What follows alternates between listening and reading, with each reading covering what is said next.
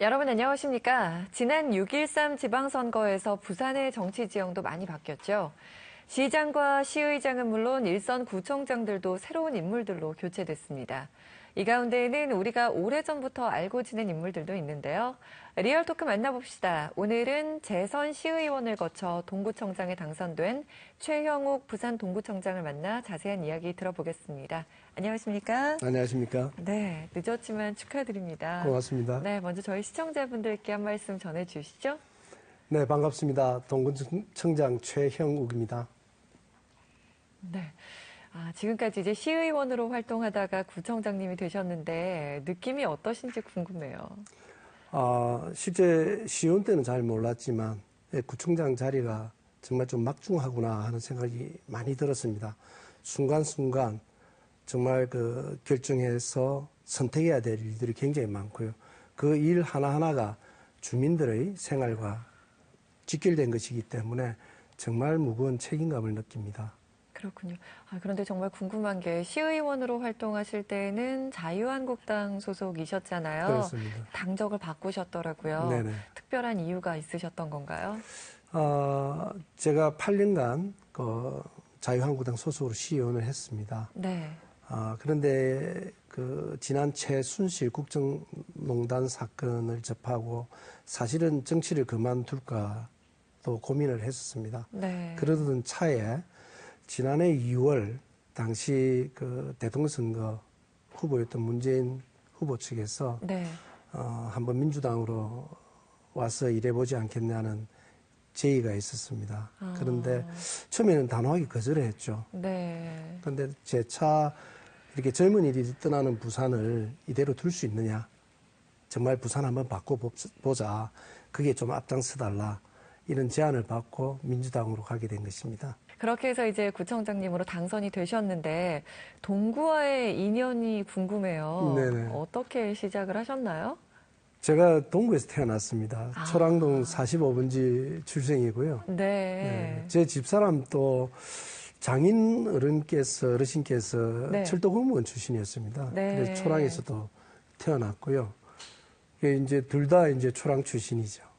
그러시군요. 네네. 그리고 지금도 계속 살고 계신 거죠? 그렇습니다. 네. 네.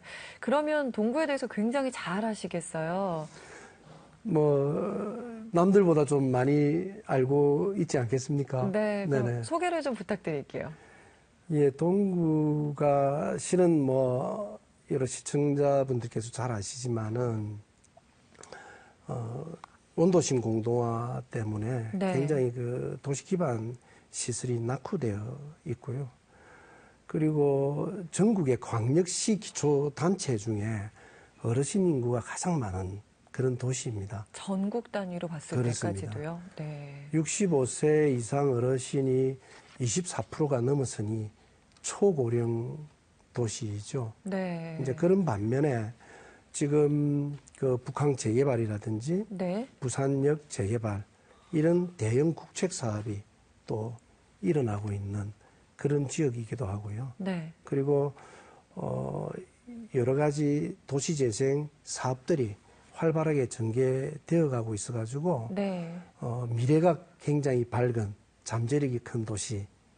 그래서 저는 동구라는 도시를 한마디로 규정하면 네. 미래와 과거가 공존하는 그런 도시가 아닌가 그렇게 말씀드릴 수 있겠습니다. 그렇군요. 미래와 과거가 공존하는 도시라고 말씀을 해주셨는데 그렇다면 저는 현재가 궁금하거든요. 현재는 네네. 어떻다고 평가하시나요? 그렇지 않아도 네. 지난 선거 때 네. MBC에서 이제 취재를 왔었습니다. 네. 동구를 무엇이라고 이렇게 한마디로 규정을 해달라고 하시더라고요. 네. 그래서 제가 야구에 있어서 네. 9회 말 2사 말루다. 9회 말 투아웃. 예, 네. 투아웃 2사 말루다. 그래서 여기서 제대로 동구가 네. 안타를 치고 나가면 네. 정말 경쟁력 있는 도시로 이렇게 성장할 것이고 여기서 우리가 자칫 잘못 판단을 하면 지금의 침체를 벗어나기 좀 어렵지 않을까 그렇게 이제 말씀드린 적이 있습니다. 네. 그래서 지금 굉장히 동구로서는 중요한 시기다. 기회와 위험 요인이 상존하고 있는 그런 도시이다. 이렇게 말씀드릴 드릴 수도 있겠습니다. 그렇군요.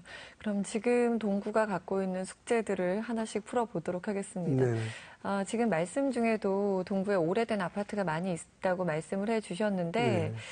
더불어서 도시재생 사업이 가능한 곳이다라고 평가를 할 수 있을 것 같거든요. 그렇습니다. 이 부분에 대해서 어떻게 생각하십니까? 네, 근데 지난 2010년부터 사실은 삼복도로 르네상스 사업이 동구 지역에서 굉장히 크게 추진되었습니다만은 아직까지 본격화되지 못했다고 생각합니다. 왜냐하면 이 도시 재생이라는 것이 단순하게 그 주거 환경 개선을 하는 그런 차원이 아니라 네. 그 안에 있는 경제 기반, 그다음에 교육 기반, 문화 기반들을 동시에 재생을 시켜야만 이게 제대로 된 도시 재생이라고 생각하고 있거든요. 마침 문재인 정부가 그 도시재생 뉴딜 사업을 활발하게 추진하고 있습니다. 네. 연간 그 10조 원의 예산을 투입해서 하고 있는데 이 사업을 잘 활용해가지고 우리 동구의 부족한 도시 기반 인프라를 구축하려고 하고 있습니다. 주차장이라든지 체육, 공원 시설, 그리고 어르신들을 위한 쉼터나 어린아이 놀이터 이런 것들을 좀 잘 갖춘 도시로 이번에 한번 바꿔놓고 싶습니다. 동구 주민분들 굉장히 기뻐하시겠는데요. 그래도 부산 시민들이 가장 궁금해하는 부분 중에 하나가 아마 이 북항 재개발 사업이 아닐까 싶어요. 그렇습니다. 잘 진전이 되고 있는 건가요? 지금 사실은 조금 차질을 빚고 있는 것은 사실인 것 같습니다. 좀 더디게 진행되고 있죠. 네. 그건 사실은 이제 북항 재개발은 해양수산부가 추진하고 있는 국책 사업입니다. 네. 그래서 지난 2월에 문재인 대통령께서 이 북항을 방문해서 북항 재개발 사업을 그 반드시 성공시키겠다고 약속한 바 있습니다. 그렇기 때문에 이 사업은 뭐 제대로 추진될 것이다. 그렇게 기대를 하고 있고요.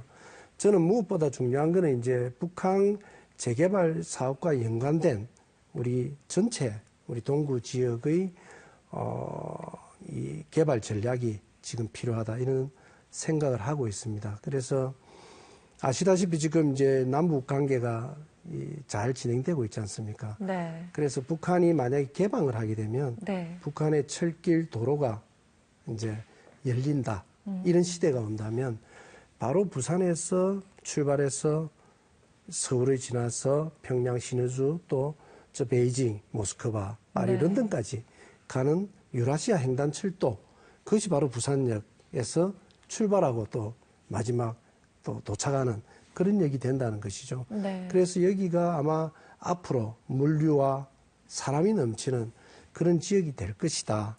그렇게 저는 예상을 하고 있습니다. 네. 사실 지금 이제 부산항을 출발해서 유럽까지는 한 40일 정도의 그 컨테이너로 가면 그렇는데 기차로 가면 20일 만에 가거든요. 그러니까 상당히 경쟁력이 있는 그런 그 도시가 될 것이다. 이렇게 전망하고 있습니다. 네. 그래서 북항 재개발 지역과 부산역 역세권 재개발 지역, 그다음에 중앙로를 중심으로 한 상권, 그리고 삼복도로 르네상스 사업, 재생 사업 이런 것들이 그 좀 통합적으로 이루어져야 되지 않겠냐 그래 생각을 하고 있는데요. 문제는 이제 북항 재개발은 해양수산부, 부산역은 그 국토부, 그다음에 상권화의 승하라든지 부산역에 추진되고 있는 창조경제 플랫폼은 기획재정부 이렇게 좀 되어 있기 때문에 네. 이것을 통합해서 추진할 수 있는 태스크포스 팀이 필요하다. 저는 그래 보고 있고요. 그래서 여기에 그동안 이제 동구가 철도나 항만이라는 국가 중추 시설 때문에 도시 발전이 저해되어 온 만큼 여기에 동구가 참여해서 네. 우리 동구의 이해를 관철시키는 것도 매우 중요하다. 이렇게 생각하고 있습니다. 그런 가교 역할을 좀 잘 해주셨으면 좋겠어요. 감사합니다. 그리고 또 동구의 특징 중에 하나가 시장이 굉장히 많잖아요. 그러네요. 부산진 시장도 있고 평화시장도 있고 네. 자유시장도 있고요. 이 시장들은 사실 대표적인 시장이지 이외에도 굉장히 많은데 요즘 소상공인들이 굉장히 힘들잖아요. 그렇습니다. 이분들의 어려움은 좀 어떻게 덜어드릴 수 있을까요? 사실 굉장히 힘들다고 다들 아우성들이더라고요. 네. 그래서 저는 아시다시피 조방을 중심으로 한 진시장, 남문시장, 자유시장, 평화시장, 또 골드 테마 거리. 네. 이곳이 사실은 한강 이남의 최대의 상권입니다. 근데 이제 자연적인 부산시의 인구 감소, 소비력의 감퇴, 이런 것으로 인해 가지고 어려움을 겪고 있는데, 이제 이 시장들이 부산 시민들을 대상 아니면 영남권을 대상으로 한 이제 시기는 지나갔다. 네. 그래서 좀 더 소위 말하자면 대상을 확대해야 된다. 지금 서울의 동대문 시장 자체가 하나의 브랜드로 정말 아시아에서 관심받는 그런 상권이 되고 있지 않습니까? 네. 저는 이 조방을 중심으로 한 그 상권이 정말 아시아에서 주목받는 시장이 될 수 있는 충분한 여건을 갖추고 있다고 생각을 하고 있습니다. 그래서 한류를 기반으로 한 메이드 인 코리아, 메이드 인 부산, 메이드 인 조방, 이것이 하나의 브랜드화 되어서 새로운 구매력을 창출할 수 있는 그런 것으로 만들어줘야 되지 않겠나. 그렇게 될 때 이제 상권이 좀 활성화된다. 그렇게 보고 있습니다. 그런 면에서 이 동구라는 브랜드가 가지고 있는 이 구도심만으로서의 장점이 또 있을 것 같아요. 그렇죠. 이야기거리가 굉장히 많은 곳이잖아요. 네. 자랑을 좀 해주세요. 동구는 정말 저는 보석 같은 지역이라고 생각을 하고 있거든요. 그 차이나타운이 있지 않습니까? 네. 과거 외관이 있었던 지역이고요. 조선통신사 박물관이 있습니다. 그 다음에 옛날 청나라 때 청관이 또 있었던 자리이기도 하고, 아시다시피 텍사스 거리라는 그런 거리도 있고요. 네. 그래서 부산의 어떻게 되면 부산이 국제도시라고 할 때 이 지역을 떼어놓고는 얘기할 수가 없을 정도입니다. 그리고 삼복도로 위에서 바라다보는 부산의 참 정말 멋진 조망, 네. 이런 것들이 너무나 잘 어우러져 있기 때문에 이런 것들을 잘 살려낸다면, 이런 것들을 잘 콘텐츠화해서 이 관광 상품화 한다면 아마 여기가 굉장히 대한민국에서 주목받는 그런 곳이 되지 않을까, 그렇게 보고 있습니다. 네. 이렇게 굵직굵직한 사업 이외에도 네. 지금 동구 구민들과의 소통을 또 많이 강조하고 계시더라고요. 네네. 어떻게 하면 소통을 잘할 수 있을까요? 일단은 저는 귀가 좀 열려 있어야 된다, 이래 생각을 하고 있습니다. 네. 제가 이제 어제까지 사실 우리 동구에 12개 동이 있는데 각 동을 이렇게 돌면서 주민들하고 이제 이 대화의 시간을 가졌습니다. 아무 격식 없이 원형으로 모든 질문을 다 받는 토크 콘서트 형식으로 이렇게 진행을 했는데, 네.